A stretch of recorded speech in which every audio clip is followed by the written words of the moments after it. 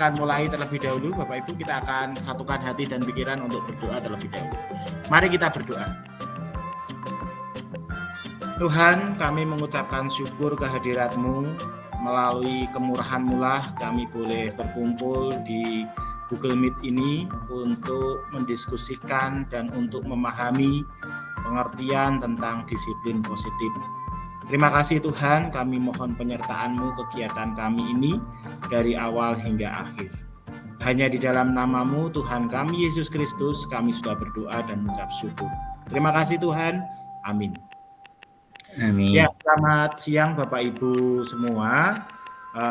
Ini tidak seperti biasanya kita berada di Google Meet ini. Kali ini kita akan mendiskusikan berkaitan dengan tugas saya sebagai calon guru penggerak Angkatan 9 Kota Semarang. Kali ini saya ingin men-sharingkan atau memberikan paparan tentang disiplin positif. Izinkan saya untuk share screen dulu.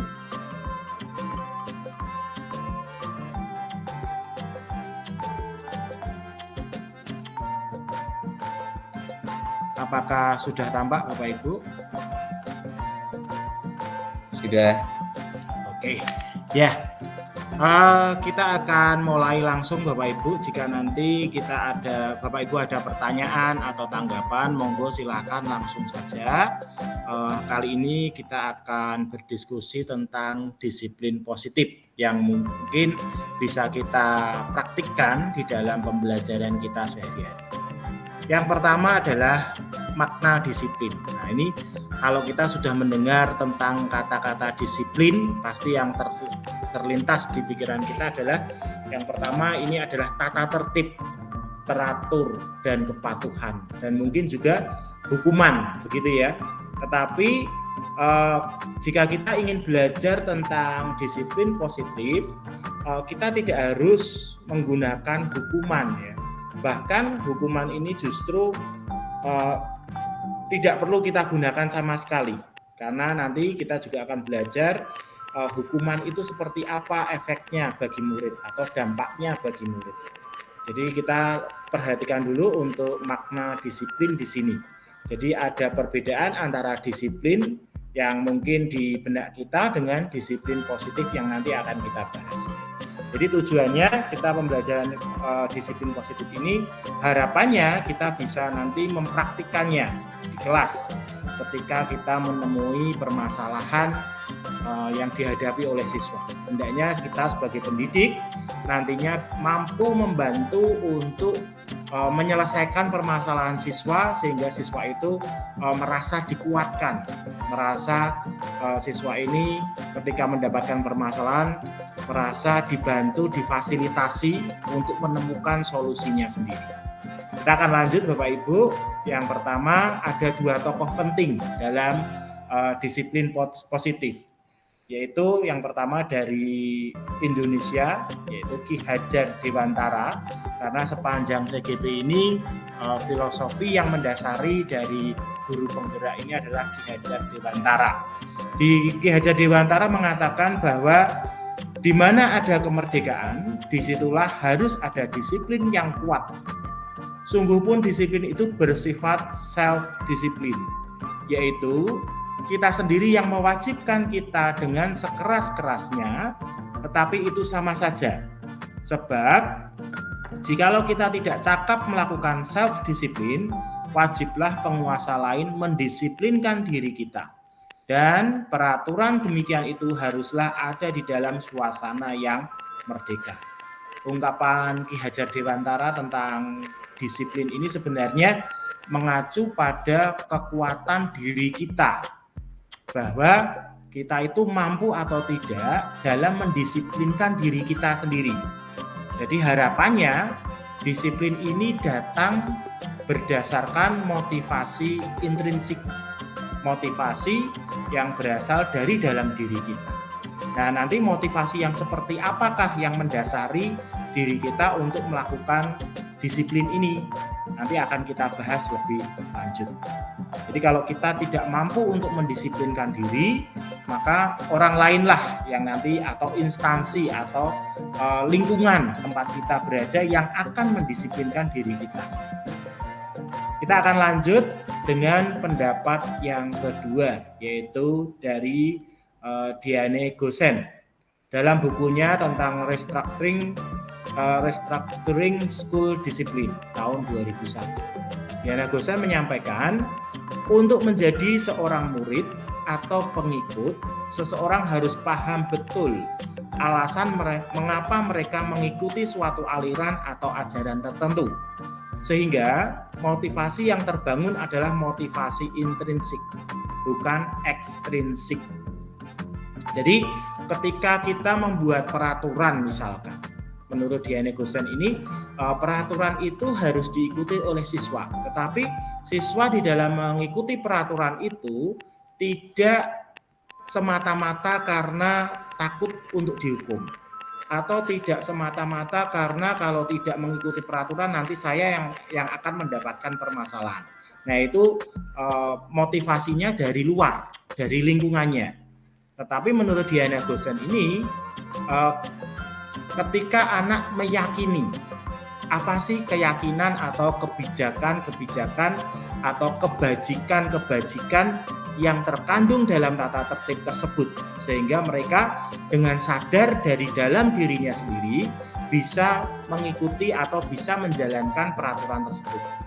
Jadi motivasinya tidak berasal dari luar, tetapi berdasarkan pemahaman mereka tentang kebajikan atau keyakinan yang terkandung di dalam tata tertib atau aturan tersebut. Nah, nanti kebajikan atau keyakinan ini akan kita bahas lebih lanjut lagi. Jadi intinya adalah anak melakukan atau kita melakukan suatu aturan itu bukan karena dorongan dari luar atau pengaruh dari luar diri kita, tetapi lebih dari merupakan motivasi yang muncul dalam diri kita sendiri, kesadaran pribadi, begitu, berdasarkan keyakinan atau kebajikan yang melandasinya. Saya lanjutkan Bapak Ibu untuk yang berikutnya, untuk standar pendidikan nasional. Nah ini mulai dibahas tentang keyakinan atau kebajikan universal yang diyakini. Tujuan mulia dari penerapan disiplin positif adalah agar terbentuk murid-murid yang berkarakter, berdisiplin, santun, jujur, peduli, bertanggung jawab, dan merupakan pembelajar sepanjang hayat sesuai dengan standar kompetensi lulusan yang diharapkan. Jadi Bapak Ibu, aturan-aturan yang ada, baik itu di sekolah maupun di masyarakat, diharapkan mampu membentuk karakter anak, mampu memahamkan anak tentang keyakinan atau kebajikan universal. Salah satunya seperti berdisiplin, santun, jujur, peduli, bertanggung jawab, dan masih banyak lagi. Itu Bapak Ibu untuk standar pendidikan nasional.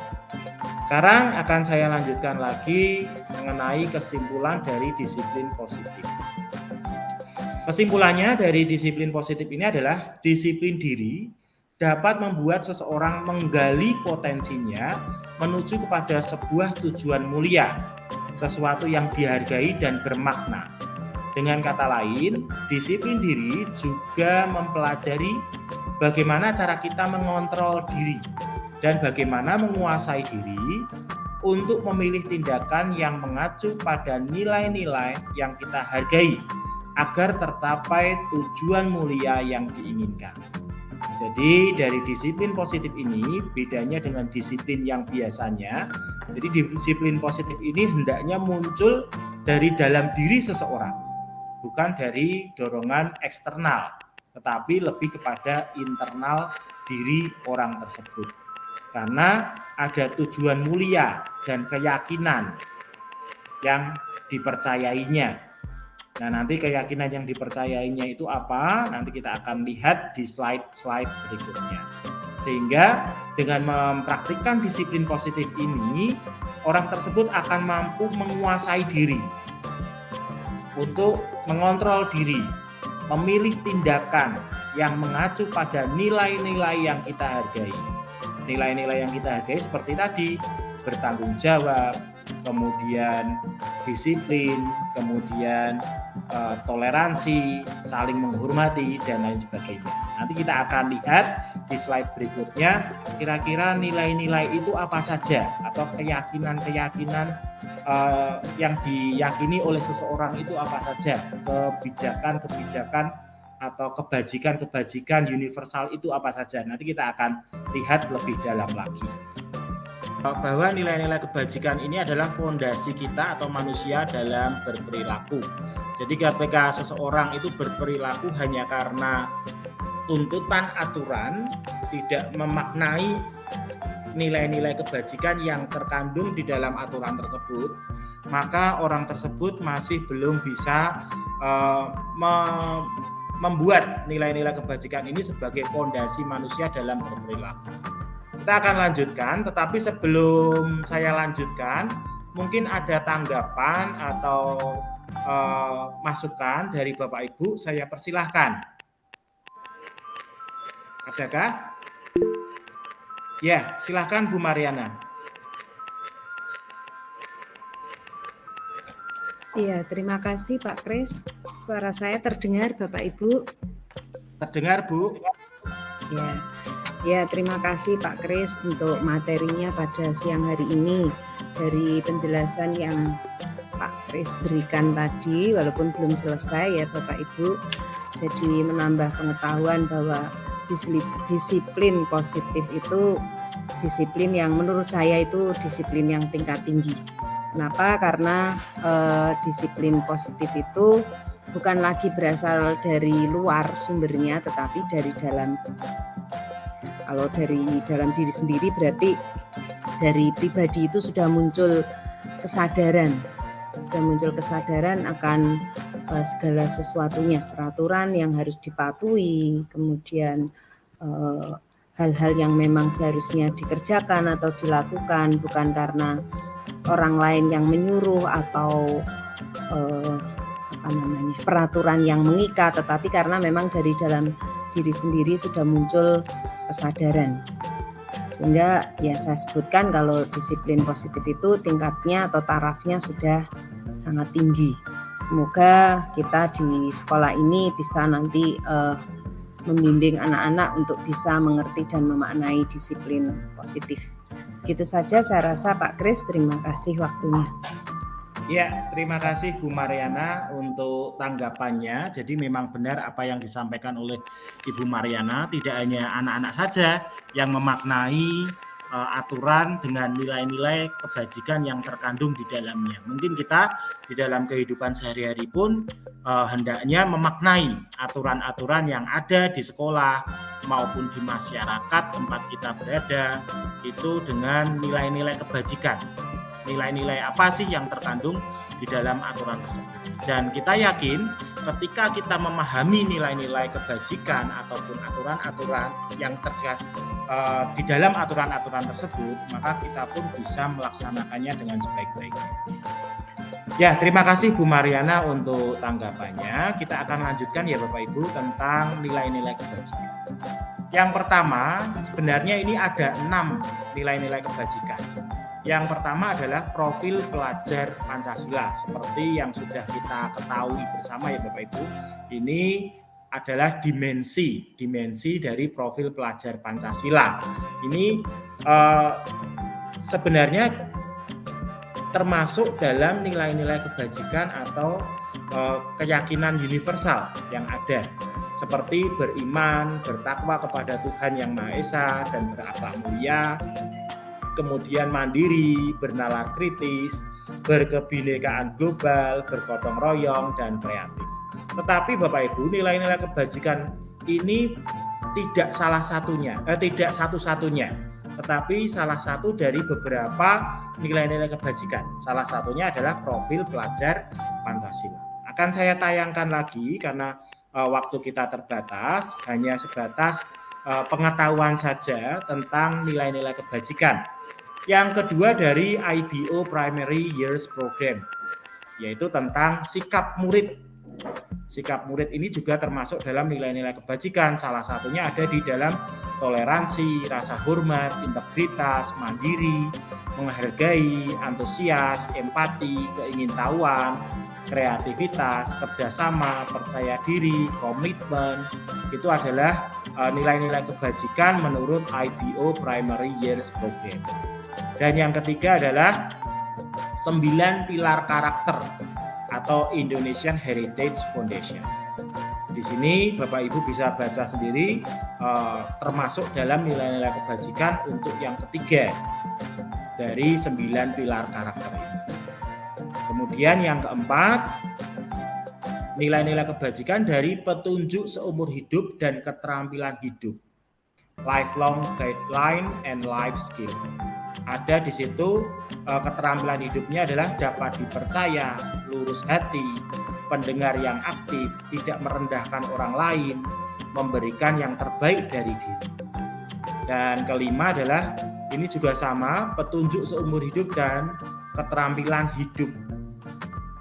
Ini petunjuk hidupnya adalah peduli, penalaran, bekerja sama, keberanian, keingintahuan, dan lain sebagainya. Di sini ada banyak sekali nilai-nilai kebajikan, dan harapannya nanti nilai-nilai kebajikan ini Bapak Ibu bisa ejawantahkan di dalam peraturan atau tata tertib.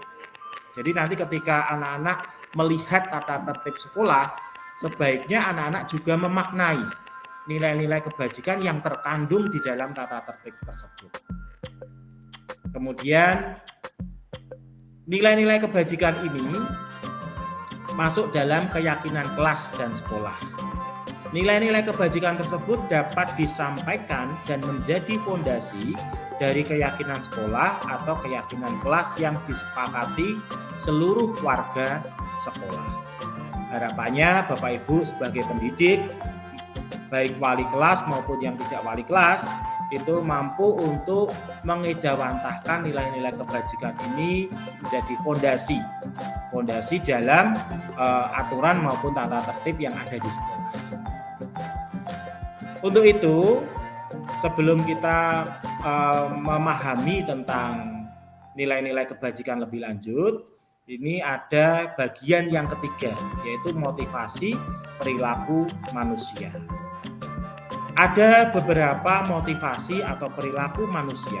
Yang pertama adalah untuk menghindari ketidaknyamanan atau hukuman. Nah, ini tadi ketika anak-anak memaknai aturan atau tata tertib hanya sekedar untuk menghindari ketidaknyamanan atau hukuman, maka ini berarti masuk level yang paling rendah dari motivasi perilaku manusia.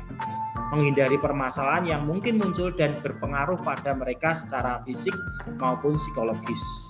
Biasanya orang yang seperti ini selalu bertanya, apa yang akan terjadi apabila saya tidak melakukannya? Mereka belum memahami nilai-nilai kebajikan atau keyakinan-keyakinan universal tadi.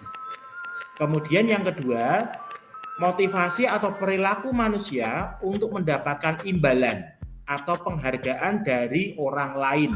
Nah, ini masih terkait dengan motivasi eksternal, ada pengaruh dari luar. Melakukan sebuah tindakan untuk mendapatkan pujian dari orang lain. Jadi faktornya adalah orang lain, eksternal. Untuk mendapatkan hadiah, pengakuan atau imbalan. Motivasi ini juga bersifat eksternal. Kemudian biasanya pertanyaan yang muncul dalam diri mereka adalah, apa yang akan saya dapatkan apabila saya melakukannya? Itu salah satu motivasi perilaku manusia untuk bagian yang kedua. Untuk bagian yang ketiga, nah ini sudah mulai masuk kepada nilai-nilai keyakinan yang mereka percayai atau kebajikan-kebajikan universal tadi. Untuk melakukan sesuatu karena nilai-nilai yang mereka yakini dan hargai. Seperti tadi, mereka akan berhenti di lampu merah meskipun ada atau tidak ada polisi misalkan, atau diawasi atau tidak diawasi oleh CCTV. Apapun yang terjadi ketika lampu merah, dia akan berhenti karena merasa ini adalah nilai-nilai keselamatan misalkan yang diyakini oleh orang tersebut. Jadi orang tersebut memahami nilai-nilai yang terkandung di dalam aturan tadi, bahwa nilai-nilai keyakinannya adalah keselamatan. Maka apapun yang terjadi ketika lampu merah, dia akan berhenti. Tidak peduli yang lain main selonong seperti itu, dia akan tetap berhenti karena meyakini bahwa nilai-nilai keselamatanlah yang menjadi motivasi intrinsik mereka. Kemudian motivasi yang akan membuat seseorang memiliki disiplin positif. Bersifat internal, biasanya pertanyaannya adalah akan menjadi orang yang seperti apa bila saya melakukan. Menjadi orang yang seperti apa, itu kata kunci.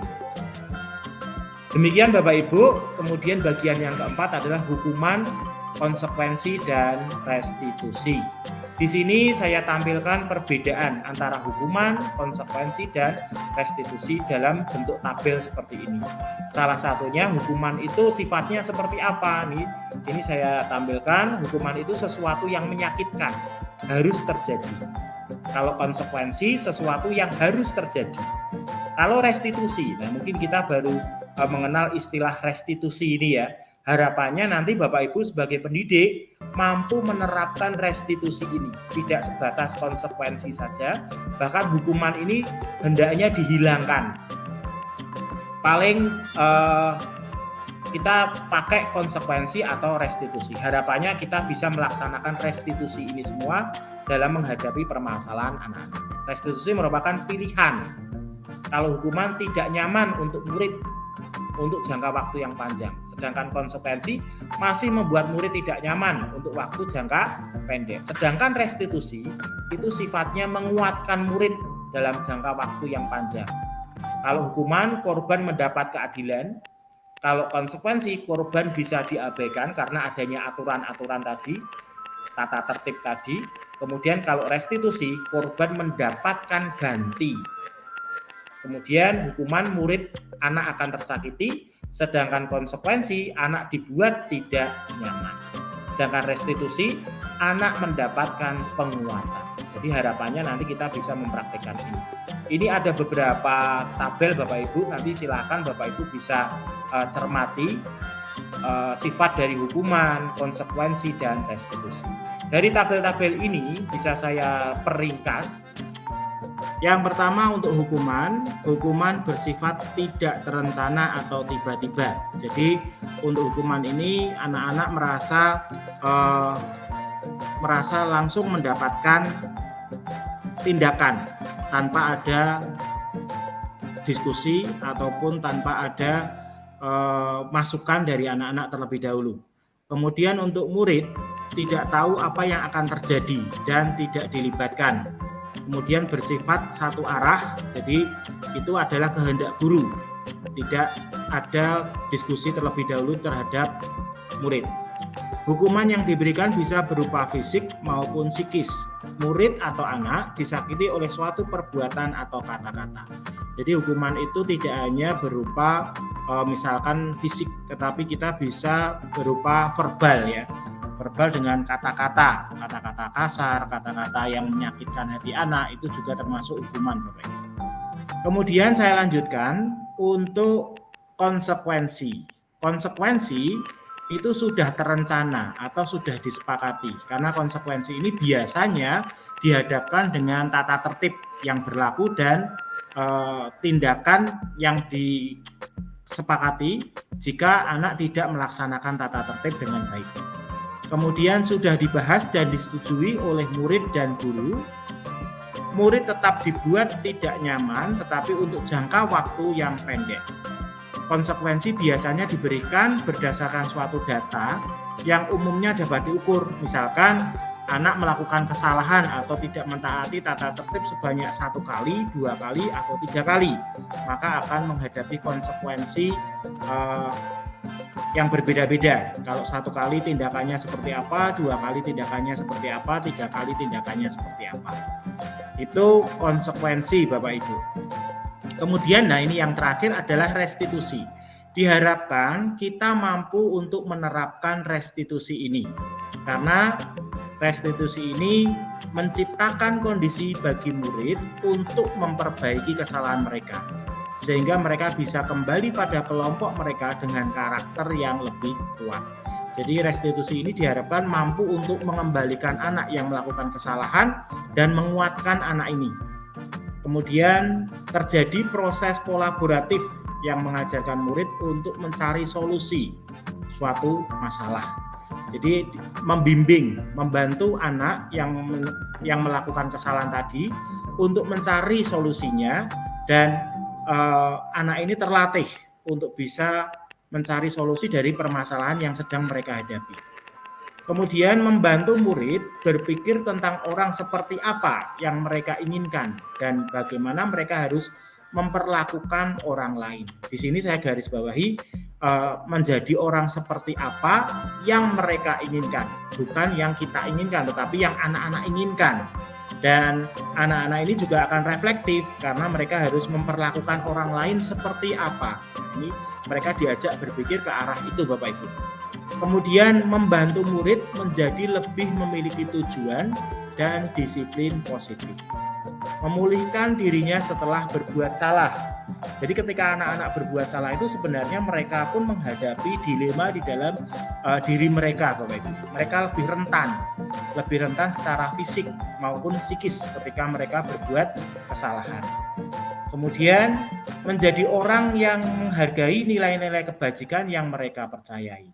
Jadi ketika anak ini sudah meyakini atau sudah memahami tentang nilai-nilai kebajikan, maka dengan menerapkan restitusi ini diharapkan nanti anak lebih memahami lagi nilai-nilai kebajikan yang mereka percayai itu.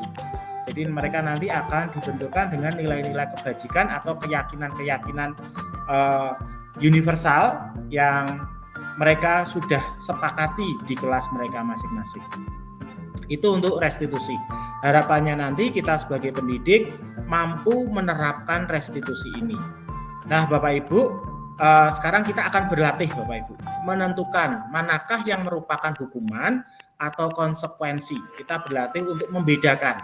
Nah, nanti Bapak Ibu silahkan yang nomor 1 misalkan, mencatat 100 kali di dalam buku kalimat, saya tidak akan terlambat lagi karena terlambat ke sekolah. Nah, ini termasuk hukuman atau konsekuensi. Nanti silakan Bapak Ibu ketikkan di kolom message. Coba Bapak Ibu misalkan ketikkan untuk nomor 1 ini, mencatat 100 kali di dalam buku kalimat. Ini termasuk hukuman atau konsekuensi. Kita akan berlatih untuk membedakannya terlebih dahulu, Bapak Ibu. Mana yang termasuk hukuman dan mana yang termasuk konsekuensi. Sesuai dengan aba-aba saya ya Bapak Ibu ya. Nanti ketika Bapak Ibu ketik, jangan di-enter dulu. Nanti enternya sesuai dengan aba-aba saya. Silakan diketikkan dulu nomor 1, apakah hukuman atau konsekuensi. Sudah Bapak Ibu? Silakan enter. Nah, kita lihat nomor 1 ini termasuk hukuman atau konsekuensi. Ya. Nomor 1 ini adalah hukuman Bapak Ibu, karena meskipun ditautkan saya tidak akan terlambat lagi, kalimatnya seperti ini sebenarnya adalah hukuman karena membuat anak merasa tidak nyaman dalam jangka waktu yang panjang, apalagi mencatat 100 kali, yaitu kan hukuman. Kemudian yang kedua Bapak Ibu, coba silahkan Bapak Ibu klik di kolom message, lari mengelilingi lapangan basket 2 kali karena terlambat hadir di sekolah. Ini termasuk hukuman atau konsekuensi. Silakan Bapak Ibu enter. Silakan Bapak Ibu di enter. Nah, kita lihat. Yang kedua ini adalah hukuman. Karena melibatkan fisik ya, lari mengelilingi lapangan basket 2 kali, ini sebenarnya tidak ada hubungannya dengan terlambat hadir di sekolah. Yang nomor 3, membersihkan coretan yang dibuat di meja tulis, termasuk hukuman atau konsekuensi. Nah ini, silakan Bapak Ibu tulis nomor 3, hukuman atau konsekuensi. Nanti kalau saya perintahkan enter, langsung di enter ya Bapak Ibu ya. Oke, sudah ya Bapak Ibu ya, silakan di enter. Kita akan lihat nomor 3, konsekuensi. Karena dia melakukan kegiatan atau perbuatan berdasarkan perbuatannya sebelumnya. Nah, ini dan ada hubungannya, ya. Kemudian yang nomor 4, murid diminta untuk push up 15 kali karena tidak menggunakan masker ke sekolah. Ini termasuk hukuman atau konsekuensi. Silakan Bapak Ibu ketikkan saja di kolom message. Kemudian nomor 4 jawabannya apa? Apakah hukuman atau konsekuensi? Ini saya enter, sudah silakan di enter Bapak Ibu. Yang nomor 4. Nah, termasuk hukuman. Jadi kita harus bisa membedakan ya Bapak Ibu, mana hukuman, mana konsekuensi. Kemudian lanjut, nomor 5. Menggantikan kertas tugas teman yang telah dicoret-coret. Ini termasuk hukuman atau konsekuensi. Silakan diketikkan di kolom message Bapak Ibu. Termasuk hukuman atau konsekuensi. Kemudian langsung saja di enter nomor 5 jawabannya apa. Ini langsung saya klik. Nomor 5 jawabannya adalah konsekuensi. 6. Berjemur di lapangan basket pukul 12 siang karena mengobrol dengan teman. Ini termasuk hukuman atau konsekuensi. Langsung saja ditulis nomor 6, kemudian jawabannya hukuman atau konsekuensi. Langsung di enter aja, tidak apa-apa Bapak Ibu. Silakan di enter untuk nomor 6. Nomor 6 jawabannya ini termasuk hukuman. Berjemur di lapangan basket pukul 12 siang karena ngobrol dengan teman. Jadi antara berjemur dengan kekeliruannya atau kesalahannya ini tidak ada hubungannya, ya. Ini maka dikatakan sebagai hukuman. Nomor 7 Bapak Ibu, silakan. Murid diminta bertelanjang kaki sepanjang hari karena tidak menggunakan sepatu warna hitam sesuai peraturan sekolah. Ini termasuk hukuman atau konsekuensi. Silakan di enter Bapak Ibu. Nomor 7. Ini termasuk konsekuensi karena dihubungkan dengan peraturan sekolah. Sepatu warna hitam sesuai peraturan sekolah. Begitu Bapak Ibu. Jadi kita harus mampu membedakan yang mana hukuman dan yang mana konsekuensi. Dan harapannya kita menghilangkan hukuman, tetapi kita ke arah restitusinya bagaimana. Ya, nanti kita akan bahas lebih lanjut untuk restitusi. Kemudian saya lanjutkan, masih ada 3 ternyata. Berdiri di depan kelas sambil mengangkat kaki 1 karena tidak bisa menjawab pertanyaan. Ini termasuk hukuman atau konsekuensi? Ini termasuk hukuman. Nah, membersihkan tumpahan air di meja tulis karena tersenggol pada saat belajar. Ini termasuk konsekuensi karena ada kaitannya dengan kekeliruannya. Kehilangan 10 menit jam istirahat untuk mengerjakan tugas karena terlambat datang dan tertinggal pelajaran. Ini termasuk apa Bapak Ibu? Termasuk konsekuensi. Jadi itu Bapak Ibu, kita mampu membedakan yang mana hukuman dan yang mana konsekuensi.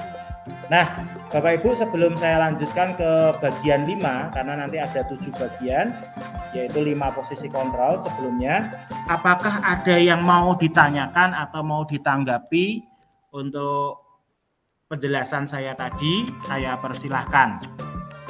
Nah, ya silahkan Bu.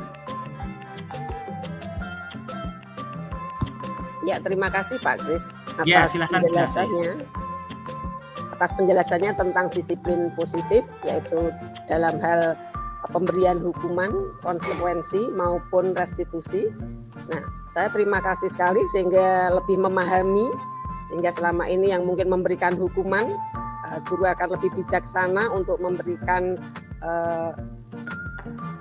restitusi kepada anak sebagai tindak untuk menanggapi anak yang melakukan pelanggaran, sehingga anak ini apabila memberikan hukuman akan menyakiti hati anak dan ini bisa berdampak negatif pada psikologis anak selanjutnya, dan guru lebih bijaksana memberikan tindakan yang paling baik yaitu restitusi, di mana di situ anak akan diajak komunikasi, kemudian anak akan menemukan kekeliruan atau kesalahannya dan mencari solusi dalam memperbaiki kesalahannya, dan di sini anak digali kesadarannya untuk menyadari kesalahannya, dan akhirnya anak akan memperbaiki dengan ikhlas tanpa terpaksa untuk memperbaiki kesalahannya.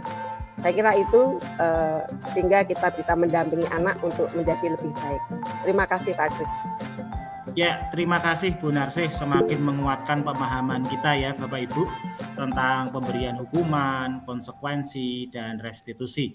Memang benar apa yang disampaikan tadi oleh Ibu Narsih, bahwa restitusi ini harapannya setiap pendidik memahami tentang restitusi dan dapat mempraktikannya di kelas ketika mereka membimbing anak atau membantu anak dalam mencari solusi atas permasalahan anak tersebut. Ya, terima kasih Bu Narsih. Saya lanjutkan ya Bapak Ibu untuk bagian yang kelima, yaitu ada 5 posisi kontrol. Jadi ketika kita mendidik atau kita menghadapi atau kita membantu permasalahan siswa atau kita menghadapi permasalahan siswa, sebenarnya kita itu berada di posisi mana? Ini ada 5 posisi kontrol yang perlu Bapak Ibu pahami. Posisi kontrol yang pertama yaitu penghukum. Apakah kita berada di posisi ini? Nah, kita cermati ciri-cirinya ya. Seorang penghukum bisa menggunakan hukuman fisik maupun verbal. Jadi hukuman itu tidak semata-mata selalu berkaitan dengan fisik. Berjemur di lapangan, lari di lapangan, atau berdiri di depan kelas, atau berdiri di depan kelas dengan menjewer satu telinganya, itu tidak Bapak Ibu. Jadi bisa berupa kata-kata verbal yang mungkin kata-kata ini sangat menusuk sekali bagi murid ya, sangat menyinggung sekali bagi murid atau membuat murid menjadi tersakiti secara psikis. Biasanya kalimat-kalimat inilah yang sering muncul ketika kita berperan sebagai posisi kontrol penghukum.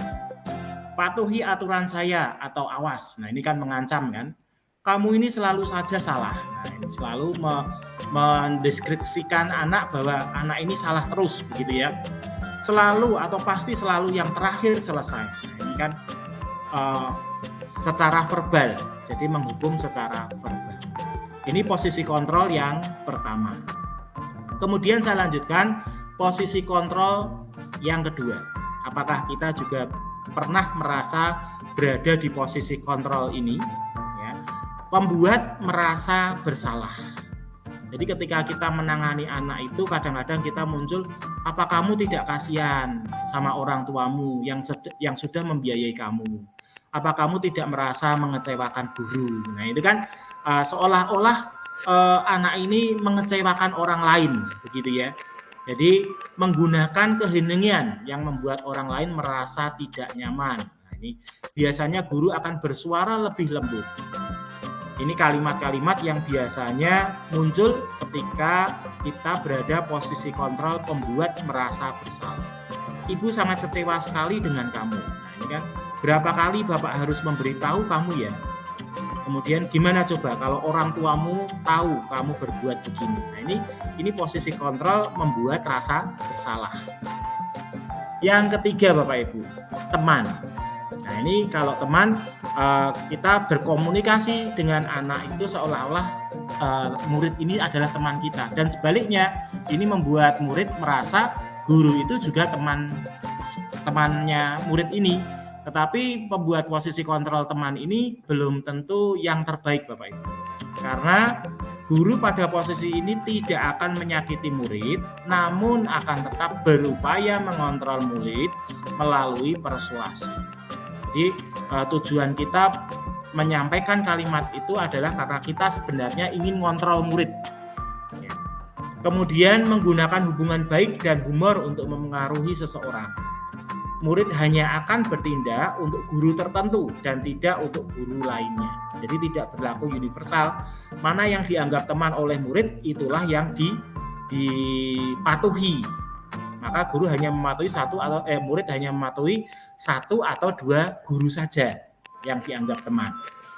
Kemudian saya lanjutkan untuk posisi kontrol pemantau. Nah, untuk posisi kontrol pemantau ini biasanya berdasarkan pada peraturan-peraturan dan konsekuensi. Biasanya posisi ini kita berdasarkan aturan dan tata tertib yang berlaku atau mengandalkan perhitungan. Seperti yang sudah saya sampaikan tadi, sudah keliru berapa kali, apakah baru 1 kali, 2 kali, atau 3 kali. Ada catatannya, data yang dapat digunakan sebagai bukti atau perilaku seseorang. Jadi kadang-kadang kita juga berada di posisi ini sebagai pemantau. Kemudian kita memantau progresnya, apakah anak ini sudah melakukan perbaikan atau belum. Nah, ini posisi pemantau. Nah, yang terakhir adalah sebagai manajer. Inilah Bapak Ibu yang dituju pada kegiatan kita, bahwa kita itu sebenarnya harusnya ke arah ini, posisi kontrol manajer, ya. Posisi kontrol manajer itu bagaimana, ya? Guru berbuat sesuatu bersama dengan murid. Jadi ada diskusi dua arah. Ada kesepakatan antara guru dengan murid. Guru mendengarkan apa yang murid sampaikan. Guru tidak melulu memberikan solusinya, tetapi guru menjadi pendengar yang aktif. Ya. Yang kedua adalah mempersilahkan murid mempertanggungjawabkan perilakunya. Jadi memberikan kesempatan kepada murid untuk mempertanggungjawabkan perilakunya. Tidak berdasarkan arahan atau dorongan dari guru, tetapi dibiarkan anak itu supaya memahami apa yang sudah dia lakukan dan memahami atau mempertanggungjawabkan apa yang sudah dia lakukan. Ini upaya guru untuk memberikan kesempatan kepada murid. Kemudian yang ketiga, mendukung murid agar dapat menemukan solusi atas permasalahannya sendiri. Jadi dengan posisi kontrol manager ini membuka peluang bagi murid untuk mendiskusikan permasalahannya dan membuka peluang pula bagi murid untuk menemukan sendiri. Kita sebagai guru hanya memberikan pertanyaan-pertanyaan pemantik saja. Jadi tidak memutuskan si A harus begini, si B harus begitu. Tidak, tetapi solusi itu muncul dari mulut murid sendiri, dari hasil jawaban murid dari pertanyaan-pertanyaan pemantik yang diberikan oleh guru. Kemudian yang keempat, membimbing murid untuk dapat mengatur dirinya. Jadi ini yang paling penting. Ketika anak mampu mencari permasalahannya, maka anak harus sampai pada tahap mampu untuk mengatur dirinya. Jadi bukan berdasarkan faktor eksternal, tetapi faktor internal, di mana anak mempunyai kesempatan untuk mengatur dirinya sendiri. Itu posisi manajer. Jadi diharapkan Bapak Ibu sebagai pendidik mampu untuk berada di posisi kontrol manajer ini. Manajer dalam artian tindakan ataupun pembinaan yang dilakukan kepada murid. Itu ya Bapak Ibu untuk posisi kontrol ini. Jadi ada 5 posisi kontrol. Jadi silakan Bapak Ibu untuk cermati kira-kira selama ini saya sudah berada di posisi kontrol yang mana? Apakah penghukum yang pertama tadi? Apakah pembuat rasa bersalah? Apakah teman? Atau berusaha untuk mempraktikkan posisi kontrol sebagai manajer ini? Saya lanjutkan yang bagian ke-6, yaitu keyakinan kelas. Nah, tadi ini pengalaman Bapak Ibu. Pengalaman saya ketika ada anak yang mendapatkan permasalahan, ternyata banyak atau ada beberapa anak yang belum mengerti keyakinan kelas itu seperti apa. Bahkan mereka mungkin baru dengar ini, keyakinan kelas itu apa toh Pak? Nah, maka tugas kita sebagai pendidik, baik itu peran kita sebagai wali kelas maupun yang bukan sebagai wali kelas sekalipun, kita harus memahami dan memberikan pemahaman kepada anak tentang keyakinan kelas. Bagaimana cara membentuk keyakinan kelas atau sekolah ini. Di sini ada beberapa tahapan Bapak Ibu untuk membentuk keyakinan sekolah atau keyakinan kelas. Yang pertama, keyakinan kelas bersifat lebih abstrak daripada peraturan yang lebih rinci dan konkret. Bahwa tidak dipungkiri Bapak Ibu, keyakinan kelas ini sebenarnya merupakan nilai-nilai yang terkandung di dalam aturan maupun tata tertib.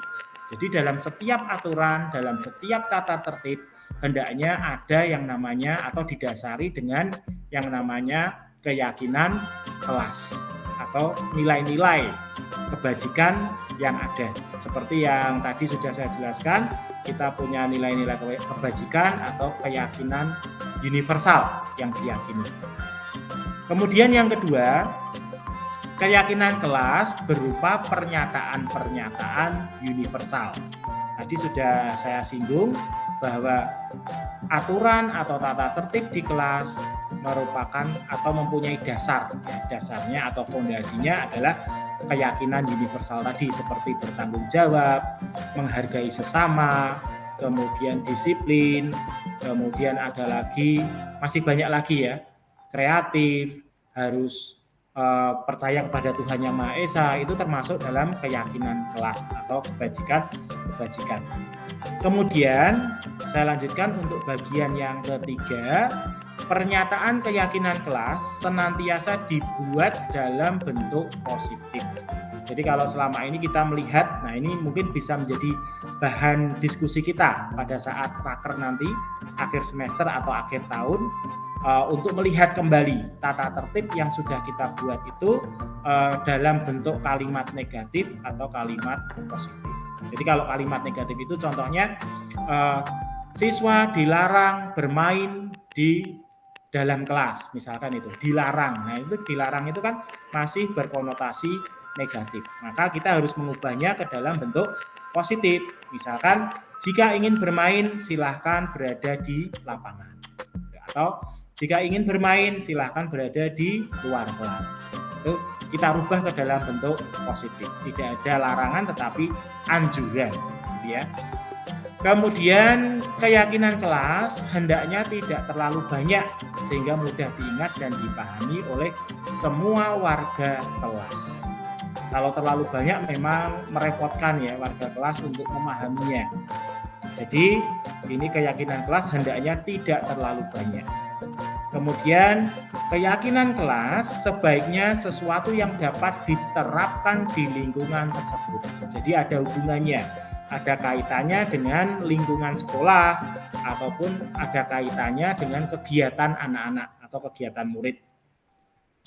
Berikutnya, semua warga kelas hendaknya ikut berkontribusi dalam pembuatan keyakinan kelas lewat kegiatan curah pendapat. Ini ada turut serta bahwa seluruh warga kelas. Jadi anak ini juga harus dilibatkan, murid ini juga harus dilibatkan dalam membuat keyakinan kelas sehingga anak merasa lebih memiliki.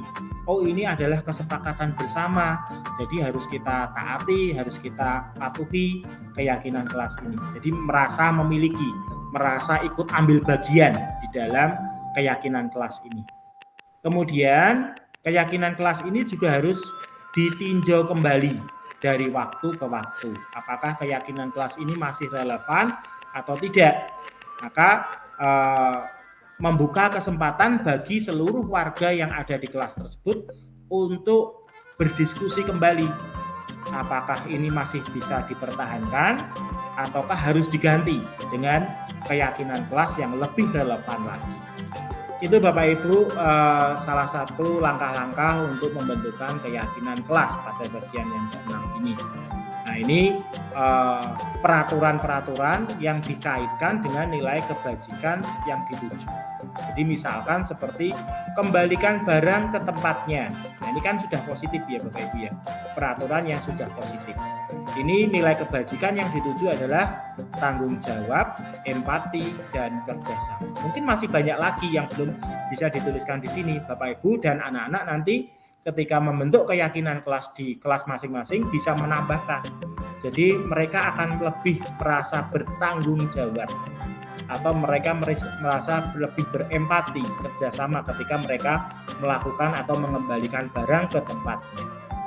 Dilarang mengganggu orang lain. Nah ini sebaiknya dihindari Bapak Ibu karena ini konotasinya negatif. Ada kalimat dilarang. Ini harus dihindari. Kemudian nilai kebajikan yang dituju adalah kesopanan, etika, dan saling menghormati. Mungkin kalau ada lagi Bapak Ibu bisa menambahkan sesuai dengan kesepakatan yang sudah disepakati oleh anak-anak dan Bapak Ibu. Nah ini yang positif juga ada Hadir di sekolah 15 menit sebelum pembelajaran dimulai.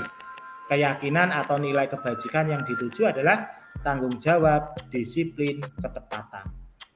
Dilarang melakukan kekerasan. Nah, ini konotasinya negatif. Nah, nanti tugas Bapak Ibu untuk mengubah peraturan yang konotasinya negatif ini menjadi positif. Nilai kebajikan yang dituju adalah toleransi, kehormatan, dan kesopanan. Harapannya adalah anak-anak memahami.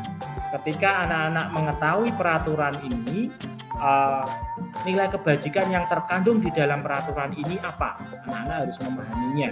Apakah tanggung jawab, empati, kerjasama, kesopanan, etika, dan lain sebagainya. Itu Bapak Ibu.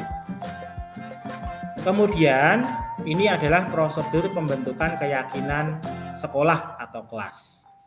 Yang pertama adalah mempersilakan warga sekolah atau murid-murid di sekolah untuk bercurah pendapat tentang peraturan yang perlu disepakati di sekolah atau kelas. Jadi ini kita melibatkan seluruh warga sekolah, termasuk murid-murid, kita libatkan dalam membentuk peraturan yang perlu disepakati. Kemudian yang kedua, mencatat semua masukan dari murid atau warga sekolah di papan tulis atau di kertas besar, di mana semua anggota kelas sekolah bisa melihat hasil curah pendapat.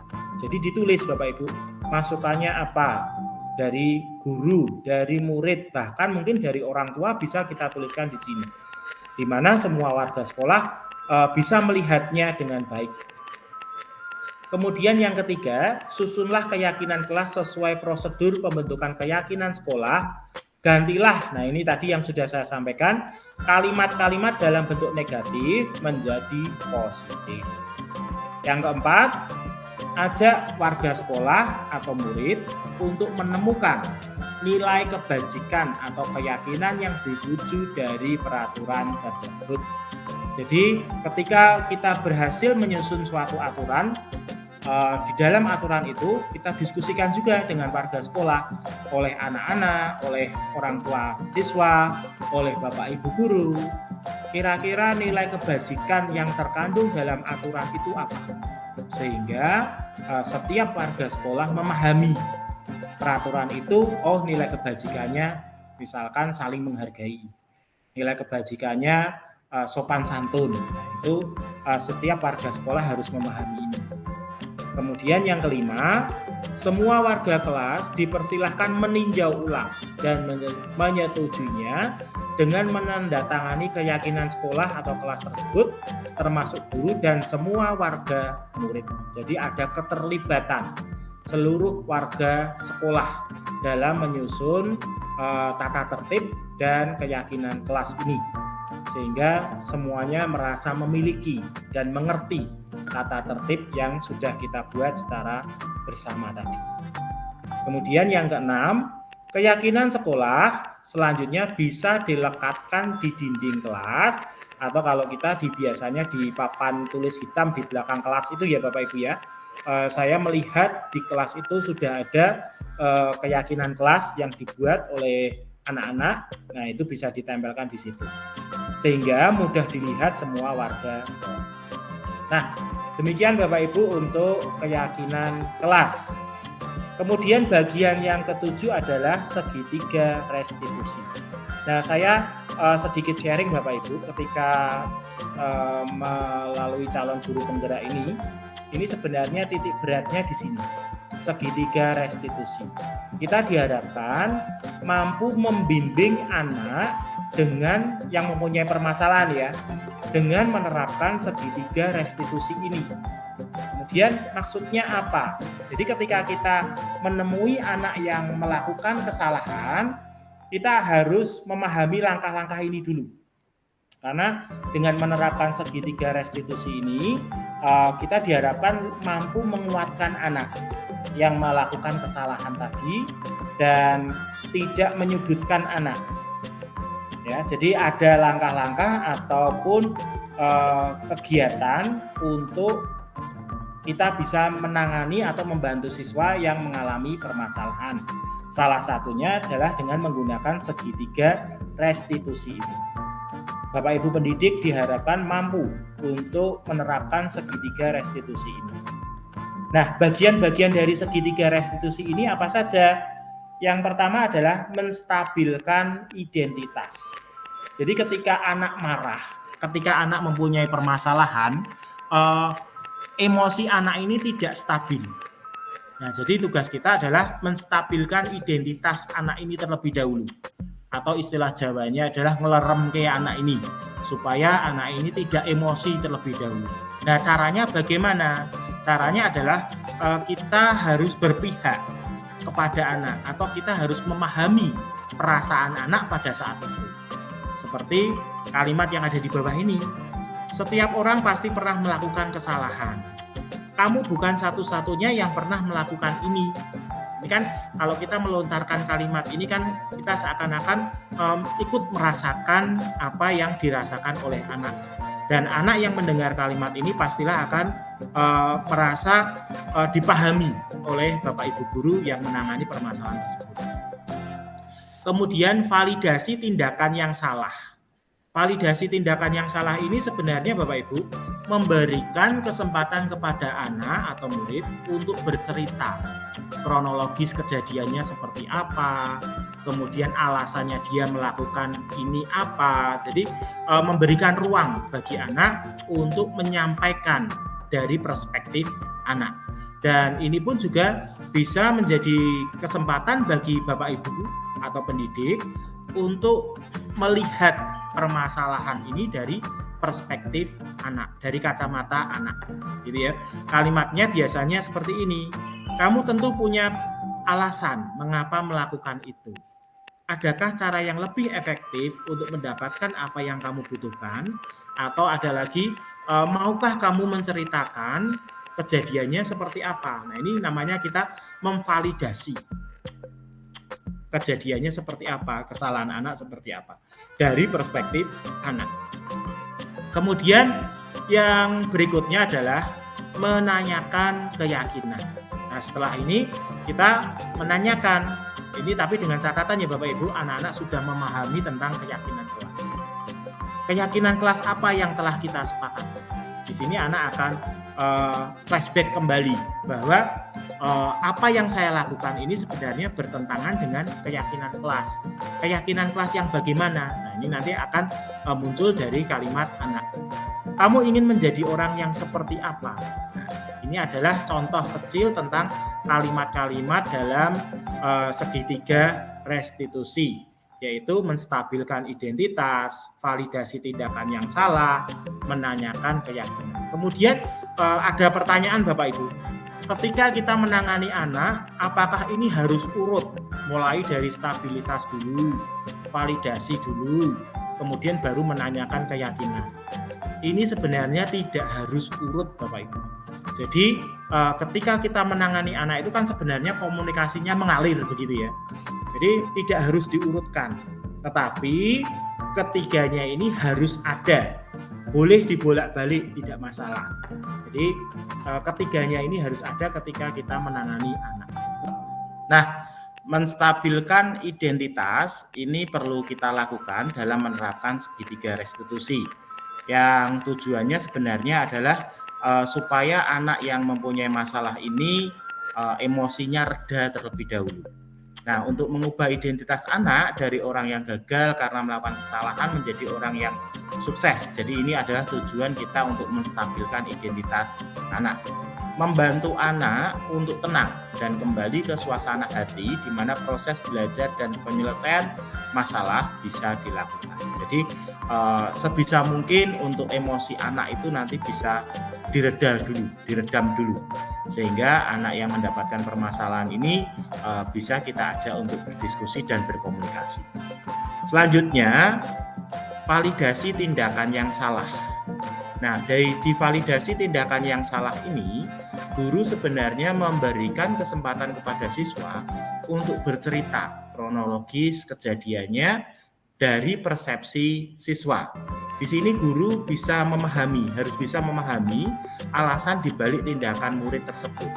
kemudian memberikan kesempatan kepada murid untuk bercerita tentang kronologis permasalahannya, dan memberikan ruang bagi guru untuk melihat masalah dari perspektif murid.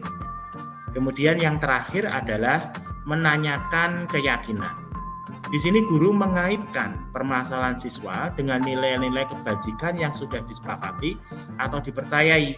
Jadi ini siswa harus tahu terlebih dahulu nilai-nilai keyakinan atau nilai-nilai kebajikan yang sudah disepakati di kelas. Kemudian siswa dapat menemukan solusi dari permasalahan. Jadi melalui pertanyaan-pertanyaan pemantik, guru sebisa mungkin tidak memberikan solusi, tetapi hanya memberikan pertanyaan-pertanyaan pemantik. Diharapkan dari pertanyaan-pertanyaan pemantik ini, siswa mampu mencari solusinya sendiri. Jadi kita tidak harus solusinya harus seperti ini, tetapi diharapkan kita hanya memberikan pertanyaan saja dan dijawab oleh siswa.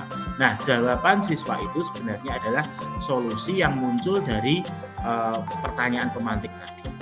Nah, Bapak Ibu, ini akan saya share video tentang salah satu contoh penerapan segitiga restitusi.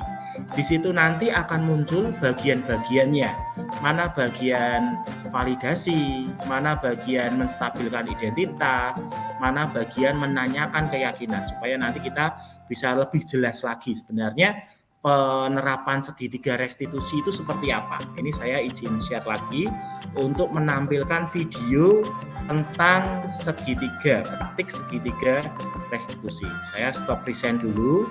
Saya akan coba share melalui Chrome tab. Ini saya ambil dari YouTube. Nah ini. Apakah sudah tampak Bapak Ibu? Sudah tampak? Oke, saya share ya.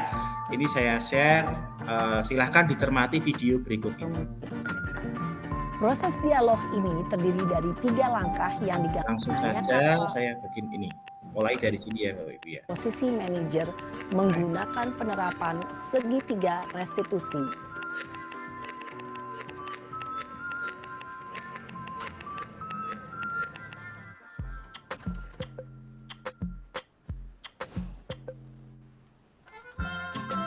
Siang Sarah. Siang Pak. Sudah lama nggak ketemu Sarah. Kenapa hari ini ada di sini? Kesel Pak, kesel banget. Masa aku dikatain tukang fitnah Pak? Ya aku marah lah. Aku balik ngatain Eka di depan kelas. Kesel banget. Oh begitu. Ya pasti kamu marah dan kesal. Bapak juga akan marah apabila ada yang menuduh Bapak seperti itu. Kemudian pada saat itu kamu mau melakukan apa? Ya saya langsung ngatain Eka lah Pak. Kesel banget. Saya bentak-bentak dia depan teman-teman lain. Oh begitu. Pasti kamu melakukan seperti itu karena suatu alasan tertentu bukan? Iyalah, masa saya diam saja Pak? Ya saya bela diri lah. Masa saya dituduh tukang fitnah? Ya wajarlah. Mempertahankan harga diri itu sesuatu yang penting buat kamu. Untung kamu tidak bertindak lebih gegabah lagi. Hanya membentak-bentak. Iya Pak. Untung saya masih bersabar dan hanya membentak saja. Sudah gemes padahal. Saya pasti bela diri lah. Ya pasti ya. Tapi kamu memilih untuk tetap bertahan dan bersabar. Kamu memilih untuk tidak berbuat lebih parah lagi bukan? Iya. Nah, sekarang coba kita lihat lagi. Tindakan kamu yang bentak-bentak Eka di kelas. Tindakan kamu itu kira-kira sesuai dengan keyakinan kelas atau prinsip kamu tidak? Enggak lah Pak.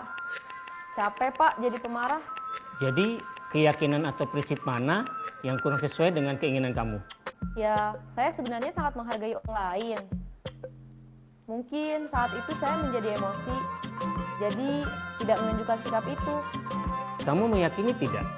Menghargai orang lain itu penting buat kamu. Yakinlah Pak. Iya, setuju. Kita harus saling menghargai.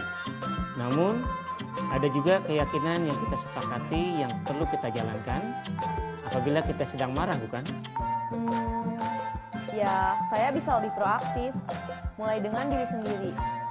Saya bisa jadi lebih bersabar, mengambil waktu jeda untuk berpikir mau apa selanjutnya. Kira-kira kamu bersedia memperbaiki masalah ini tidak? Bersedia, Pak. Kalau kamu memperbaiki masalah ini, kamu akan menjadi orang seperti apa? Saya akan menjadi orang yang bertanggung jawab kali ya, Pak. Dan senantiasa proaktif. Iya, menurut kamu bagaimana rasanya menjadi orang seperti itu? Ya nyaman lah. Bangga bisa bersabar dan menahan diri. Baiklah kalau begitu. Yuk kita pikirkan bagaimana memperbaiki masalah ini.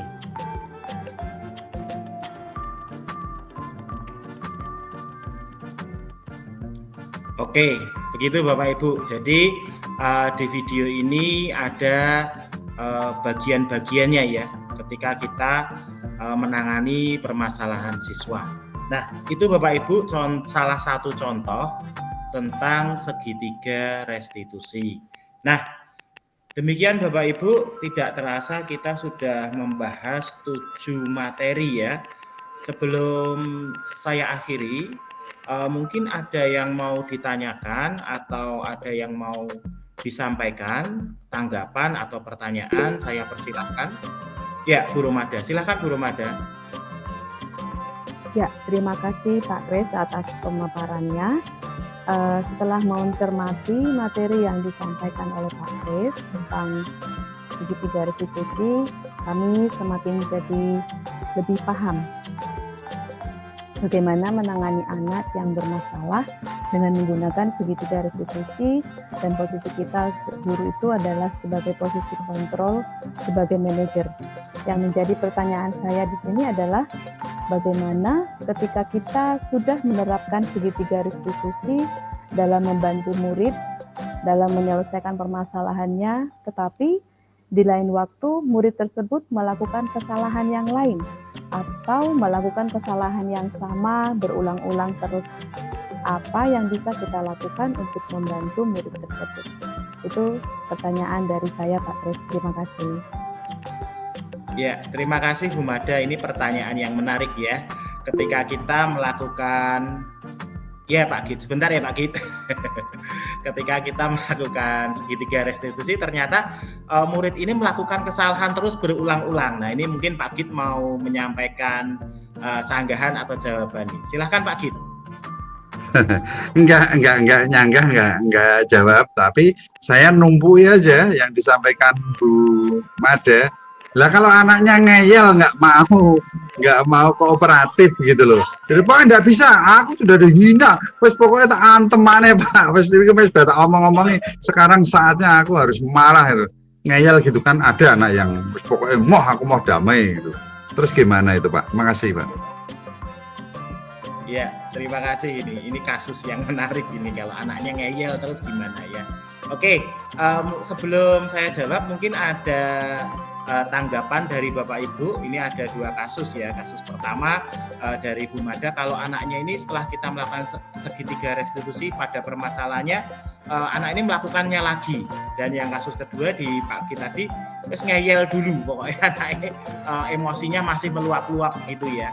Monggo silahkan, mungkin ada yang mau menanggapi terlebih dahulu, saya persilahkan. Oh ya, silakan Bu Iswarni. Ya, terima kasih Pak Kris. Saya mau mencoba untuk menanggapi pertanyaan yang tadi disampaikan Bu Mada maupun yang dicontohkan Pak Git ya Pak dalam kasus ini. Kalau menurut saya baiknya sebagai pendidik atau sebagai pengajar ya kita tidak boleh menyerah atau kita tidak boleh bosan dalam membimbing anak. Kita diingatkan lagi dengan segitiga restitusi bahwa kita akan menempatkan diri dalam posisi sebagai kontrol manajemen, atau kita bisa berkolaborasi. Kalau itu guru mapel ya Pak, misalnya bisa berkolaborasi dengan wali kelas atau dengan guru BK, terus menjalin komunikasi yang baik dengan orang tua murid dalam mendampingi dan membimbing anak-anak, karena di sekolah itu kan hanya beberapa jam atau sepertiga hari, selebihnya itu kan menjadi tanggung jawab orang tua. Jadi pada intinya kita sebagai pendidik, kalau menurut saya ya Pak, kita tidak boleh bosan, tidak boleh jemu untuk mendampingi anak-anak supaya nanti bisa mencari solusi yang tepat. Bagaimana mengatasi anak-anak seperti yang tadi disampaikan Bu Mada, ataupun anak-anak yang tipenya ngeyelan seperti yang disampaikan Pak Git. Itu Pak Kris, terima kasih. Ya, terima kasih Bu Iswarni untuk tanggapannya. Ya, setuju sekali yang disampaikan oleh Bu Iswarni ya. Kadang-kadang kita memang menemui anak yang istilahnya itu dua banget ya. Dikasih tahu satu kali, ya yo begitu ya. Tapi akhirnya mereka melakukan kesalahan lagi, bahkan kesalahan yang sama ya. Ya benar yang disampaikan oleh Bu Iswarni tadi. Ya kita sebagai pendidik ya terus berusaha ya, tidak boleh bosan, tidak boleh jeleh dengan anak ini. Kita tetap melakukan usaha yang terbaik kita. Dan tadi di segitiga restitusi kan juga ada fase di mana kita menstabilkan emosi anak ini. Jadi pada saat itu kita berusaha untuk menstabilkan. Caranya bagaimana? Lewat pertanyaan-pertanyaan pemantik tadi seperti yang sudah ada di contoh yang video tadi ya. Jadi begitu Bapak Ibu, dan kalau perlu kita juga bisa berkolaborasi dengan teman sejawat, dengan orang tua murid, bahkan kita bisa berkolaborasi dengan orang tua murid gitu. Jadi kita ajak seluruh pihak warga sekolah, jika ada masalah kita bisa ajak mereka diskusi, ajak mereka untuk berkolaborasi. Sehingga tujuannya satu Bapak Ibu, tujuannya agar kita bisa mendampingi, membantu anak dalam mengatasi permasalahannya. Memang di sini semua kita masih dalam tahap belajar. Segitiga restitusi ini tidak serta-merta dengan begini kita langsung paham. Kita juga perlu praktek, dan di dalam praktek pun kadang-kadang kita juga menemui masalah-masalah seperti tadi yang disampaikan Pak Git, disampaikan Bu Roman. Jadi kita sama-sama belajar, sama-sama berkomunikasi, sama-sama berkolaborasi. Sehingga ketika kita mendapatkan permasalahan yang dialami oleh anak, kita mampu untuk mendampingi mereka, dan mereka pun pada akhirnya juga mampu atau dikuatkan kembali ketika mereka menghadapi permasalahan tersebut. Begitu Bapak Ibu, mungkin sebelum saya tutup ada lagi tambahan ataupun pertanyaan, saya persilakan. Jika tidak ada, saya kira cukup ya Bapak Ibu ya. Tidak terasa kita sudah mempelajari 7 materi ya, kalau boleh saya rangkum. Kita mempelajari yang pertama adalah disiplin positif, kedua adalah nilai-nilai kebajikan, ketiga adalah motivasi atau perilaku manusia, yang keempat hukuman, konsekuensi, dan restitusi. Itu adalah perbedaannya, kita belajar di situ. Kemudian yang kelima kita belajar tentang 5 posisi kontrol. Keenam, belajar bagaimana kita membentuk keyakinan kelas. Dan yang terakhir ini adalah bagian yang ketujuh, yaitu kita belajar memahami dan berusaha tentunya ya mempraktikkan segitiga restitusi. Ya, saya kira cukup Bapak Ibu, kita sudah mempelajari 7 materi ini. Saya harap apa yang saya sampaikan, apa yang kita diskusikan bisa menambah wawasan ilmu Bapak Ibu dalam membantu putra-putri kita, membantu murid-murid kita di dalam menghadapi permasalahan yang sering mereka hadapi. Semoga dengan adanya sesi ini kita semua boleh mendapatkan wawasan ya, tambahan wawasan, tambahan ilmu, dan kita pun bisa belajar untuk mulai mempraktikkannya di kelas. Ya, saya kira begitu Bapak Ibu kegiatan kita pada hari ini.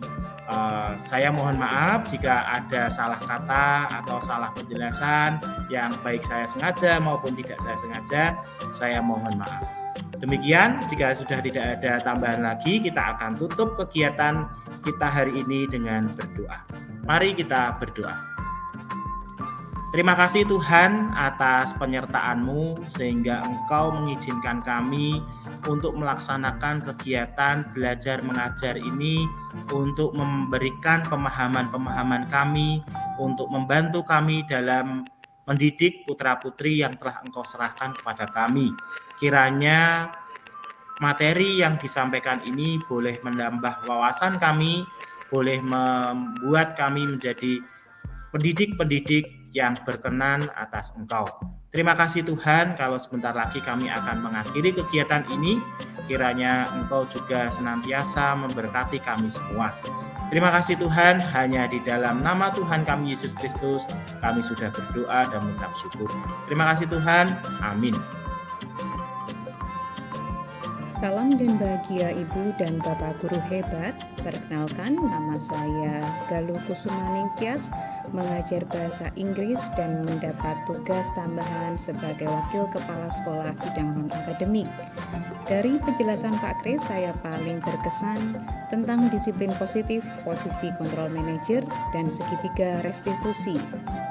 Dalam mengajar maupun dalam tugas tambahan saya sebagai wakil kepala sekolah, saya senantiasa dihadapkan pada permasalahan-permasalahan, baik tentang siswa maupun tata tertib sekolah maupun hal lain yang berkaitan dengan peraturan sekolah. Dengan adanya paparan dari Pak Kris tentang disiplin positif ini, saya menjadi lebih memahami tentang motivasi yang perlu dimiliki oleh siswa dalam mentaati tata tertib. Dan dengan adanya penjelasan posisi kontrol manajer dan juga penetapan segitiga restitusi, saya kembali dapat belajar dan memposisikan diri saya sebagai fasilitator dalam menyelesaikan permasalahan siswa, sehingga siswa pada akhirnya mampu menemukan sendiri solusi dari permasalahannya tersebut. Terima kasih Pak Kris atas penjelasannya, sehingga saya mampu menggunakannya dan juga membantu saya dalam menyelesaikan permasalahan siswa. Tetap semangat dalam belajar dan mempraktikkan budaya disiplin positif. Terima kasih. Salam dan bahagia Ibu dan Bapak Guru hebat. Perkenalkan, saya Emma, saya salah satu guru di SMP Krista Mitra, mengampu mata pelajaran bimbingan dan konseling. Melalui video ini, saya ingin membagikan beberapa hal yang saya dapatkan melalui penjelasan Bapak Christian di beberapa waktu yang lalu mengenai disiplin positif, juga nilai-nilai kebajikan dan restitusi segitiga. Tentu saja banyak hal baik yang saya dapatkan melalui penjelasan beliau. Saya lebih memahami apa itu disiplin positif dan juga restitusi segitiga yang bisa saya terapkan dalam membantu siswa yang menemui permasalahannya. Ada beberapa hal yang membuat saya terkesan, salah satunya adalah pada bagian restitusi segitiga, di mana kita harus bisa menstabilkan identitas terlebih dahulu dengan cara menenangkan terlebih dahulu emosi dan perasaan siswa yang mendapat permasalahan tersebut. Dan kemudian validasi, di mana pada bagian ini kita memberikan kesempatan kepada siswa untuk menceritakan kronologis permasalahan secara detail menurut sudut pandang dari siswa tersebut. Dan yang ketiga, menanyakan kesepakatan kelas dan nilai-nilai kebajikan yang sudah disepakati secara bersama-sama. Demikian hal-hal baik yang saya dapatkan melalui penjelasan Bapak Christian tentang disiplin positif, nilai-nilai kebajikan, dan juga restitusi segitiga. Semoga saya juga bisa mempraktikkan dengan baik dan konsisten dari apa yang saya sampaikan melalui video ini, dan saya juga berharap Bapak Ibu juga bisa mempraktikkannya di tempat Bapak Ibu masing-masing. Tetap semangat Bapak Ibu, terima kasih, selamat siang.